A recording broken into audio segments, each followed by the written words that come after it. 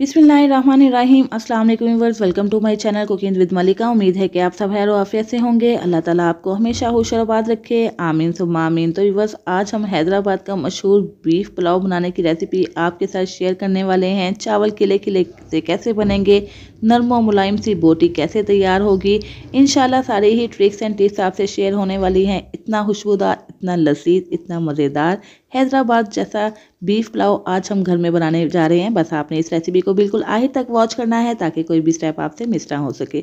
तो सबसे पहले स्टेप में हमें गोश्त को गलाना होगा। इसके लिए हमने आधा किलो बीफ ले लिया है, यानी कि बड़े जानवर का गोश्त ले लिए। इसको अच्छे तरीके से आपने धोना है।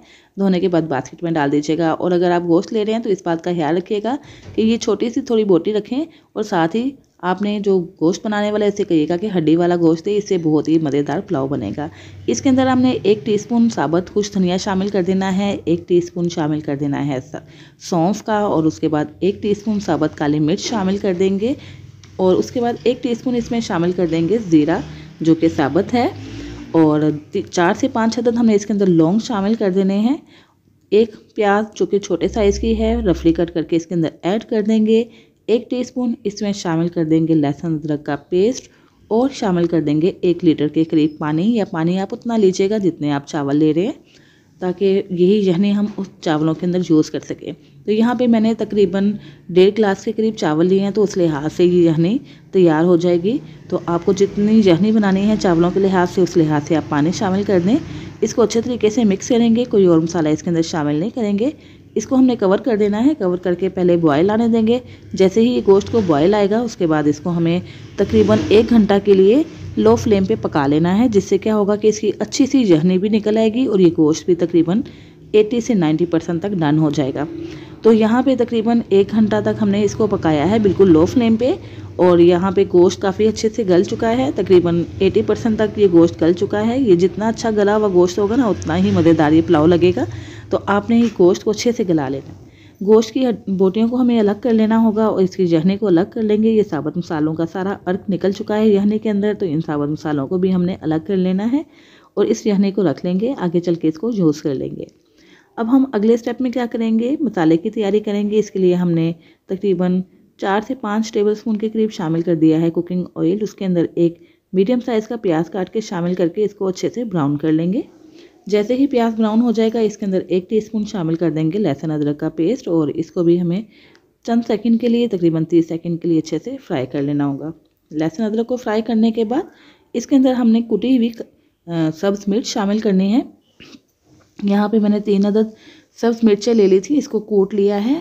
आपने भी इसको कूट के शामिल करना है, इसकी पेस्ट ऐड नहीं करनी है। इस तरह कूट के शामिल करने से पुलाव का बहुत ही अच्छा फ्लेवर आएगा। और उसके बाद चूँकि ये हैदराबादी बीफ पुलाव है तो इसके अंदर खटाई थोड़ी ज़्यादा ही इस्तेमाल होती है। तो यहाँ पे मैंने 1 टेबलस्पून इमली ले ली है, और इसी तरह एक मैंने ले लिया है टमाटर, उसको भी काट के इसके अंदर शामिल करके इसको मिक्स करके फ्राई कर लेंगे। और जिसके अंदर हमने हरी मिर्चों को पीसा था ना, उसके अंदर थोड़ा सा पानी शामिल करके थोड़ा सा पानी इसके अंदर ऐड कर दिया ताकि मसाले जले नहीं। अब हम इसके अंदर कुछ पाउडर मसाले शामिल कर देंगे। तकरीबन 1.5 टीस्पून के करीब इसके अंदर शामिल कर देंगे नमक, और 1 टीस्पून भर के शामिल कर देंगे खुश धनिया पाउडर जो कि ड्राई रोस्टेड है। 1/2 टीस्पून ज़ीरा पाउडर शामिल कर देंगे। 1/2 टीस्पून इसके अंदर शामिल कर देंगे गरम मसाला पाउडर। 1/2 टीस्पून सौंफ का पाउडर शामिल कर देंगे और इन मसालों को अच्छे से मिक्स कर लेंगे। 1 अदद बड़ी इलायची ऐड कर देंगे बहुत ही अच्छी खुशबू के लिए। और उसके बाद हमने इसके अंदर काली मिर्च का पाउडर शामिल कर देना है 1/4 टीस्पून के करीब, और थोड़ा सा पानी शामिल करेंगे ताकि मसाले जले नहीं।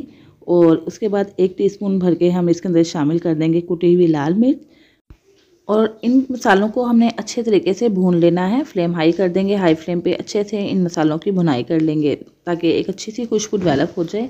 जैसे ही मसाले भून जाएंगे तकरीबन 1 से 2 मिनट के अंदर ही जो हमने पानी इसके अंदर डाला था ना, वो खुश्क हो जाएगा। तो हमने जो बोटियाँ अलग की थी यानी से, उन बोटियों को इसके अंदर शामिल करके गोश्त के साथ मसाले की अच्छे तरीके से भुनाई कर लेंगे।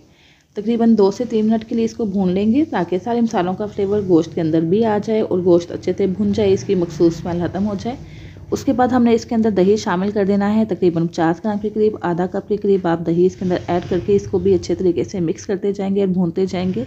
और जब तक इस गोश्त की भुनाई करेंगे जब तक कि इसका ऑयल सेपरेट नहीं हो जाता और दही इसके अंदर अच्छे तरीके से डिज़ोल्व होकर खुश्क नहीं हो जाता। तो यहाँ पे आप देख सकते हैं कि गोश्त कितने अच्छे तरीके से भून चुका है। तकरीबन 4 से 5 मिनट तक आपने गोश्त की भुनाई ज़रूर करनी है। इससे क्या होगा कि बहुत ही अच्छा सा फ्लेवर आ जाएगा। और उसके बाद जो हमने यखनी निकाली थी ना, इसको भी नाप के हम शामिल करेंगे क्योंकि चावल इसके अंदर ऐड करने हैं। तो मेरे पास 1.5 गिलास के करीब चावल हैं, तो उस लिहाज से यहाँ पे मुझे 3 गिलास के करीब यखनी चाहिए होगी। तो यहाँ पे मैंने 3 गिलास यखनी बिल्कुल नाप के इसके अंदर ऐड कर दी है। और उसके बाद इसको मिक्स कर लेंगे, कवर कर लेंगे और बॉयल आने देंगे।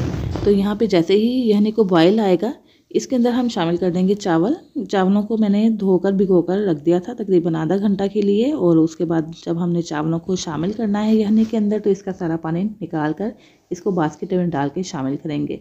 यहाँ पे आपको नमक भी चेक करना होगा क्योंकि नमक की रेशो हर कोई अपने टेस्ट के लिहाज से रखता है। तो नमक चेक कर लीजिएगा, अपनी रेशो के लिहाज से कम या ज़्यादा कर सकते हैं। तो यहाँ पे नमक बिल्कुल सही था, तो यहाँ पे मैंने और नमक ऐड नहीं किया है।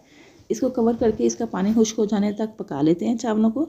और जैसे ही पानी ड्राई हो जाएगा और थोड़ा सा पानी इसके अंदर रह जाएगा ना, इसके अंदर धनिया और पुदीना के पत्ते शामिल कर देंगे, साबुत हरी मिर्चें शामिल करेंगे, थोड़े से टमाटर के स्लाइस ऐड करेंगे और अदरक के बारीक स्लाइस काट के इसके अंदर शामिल कर देंगे। इससे क्या होगा कि बहुत ही अच्छी सी खुशबू आएगी इस पुलाव के अंदर। ये चीज़ें बिल्कुल आखिर में ऐड करने से बहुत ही अच्छा सा फ्लेवर भी डेवलप होगा और खुशबू भी आएगी। तो बस कवर कर देना है हमने ढक्कन को एक कपड़े के साथ, और इसको हमें दम पे लगाना है 15 से 20 मिनट के लिए। ऊपर कोई हैवी चीज़ रख देंगे ताकि स्टीम अच्छे से बन पाए और ये चावल अच्छे से गल जाएं। तो ये देखें कितनी अच्छे से स्टीम बन चुकी है, तकरीबन 20 मिनट गुजर चुके हैं चावलों को हमें दम पे रखे हुए। और कितने खिले खिले से बिल्कुल मज़ेदार से खुशबूदार से बीफ पुलाव तैयार हो चुका है। इस रेसिपी को आपने इस तरीके से ज़रूर ट्राई करना है, मुझे फीडबैक भी दीजिएगा। और अगर आपको मेरी रेसिपी अच्छी लग रही है तो प्लीज़ वीडियो को लाइक और शेयर करना मत भूलिएगा। चैनल पर नए हैं तो चैनल सब्सक्राइब करके बेल आइकन प्रेस कर दीजिएगा ताकि हर नई आने वाली वीडियो की नोटिफिकेशन आप तक फ़ौरन से पहुंच सके, जो बिल्कुल फ्री है। इतने खिले खिले से चावल बने हैं और बोटी इतनी नरम और मुलायम तैयार हुई है। जब आप भी इस रेसिपी को इसी तरीके के साथ ट्राई करेंगे ना, तो घर वाले इंशाल्लाह आपकी ज़रूर तारीफ़ करेंगे। इसके साथ ही वह इजाज़त दीजिए, फिर हाजिर होंगे इंशाल्लाह एक नई रेसिपी के साथ। अपना बहुत सा ख्याल रखिएगा, मुझे भी दुआओं में याद रखिएगा। अल्लाह हाफिज़।